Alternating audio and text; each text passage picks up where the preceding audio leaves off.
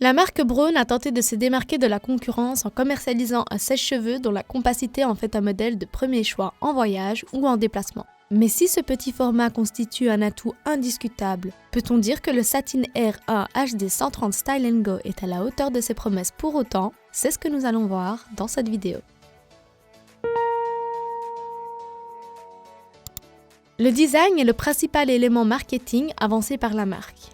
En effet, son sèche-cheveux a avant tout été conçu pour répondre aux besoins des voyageurs de ce monde.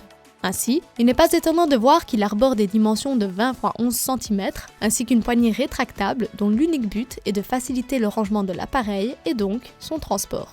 Évidemment, cette compacité influe également sur la facilité d'utilisation. Pour cause, le Brown Satin est particulièrement léger et maniable, deux avantages qui viennent s'ajouter à la présence d'un concentrateur d'air. Décrit comme professionnel, ce dernier est particulièrement étroit, ce qui lui permet, semble-t-il, d'augmenter la concentration du flux d'air pour un travail de grande précision.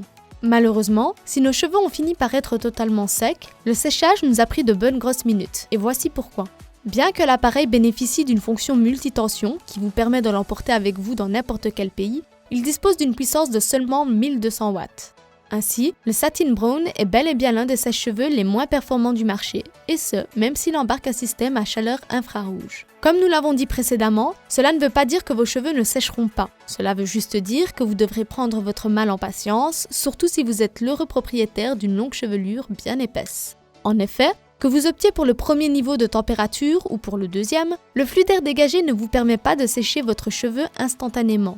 C'est en fait d'autant plus le cas que le concentrateur d'air est proportionnel à la taille du sèche-cheveux. Concrètement, il ne vous donne donc pas la possibilité de sécher de grandes sections de cheveux, comme c'est le cas avec des modèles plus volumineux et ou plus onéreux. Au final, si le Satin Braun ne peut pleinement rivaliser avec la concurrence, notamment à cause de son manque de puissance, il n'en demeure pas moins un bon investissement. Compact, léger et peu bruyant, il n'aura aucun mal à séduire les globetrotters. Car, après tout, le plus important, c'est bien de savoir pourquoi on l'achète et quel usage on en fait. Et voilà qui conclut notre test sur le Satin Air 1 HD 130 Style & Go.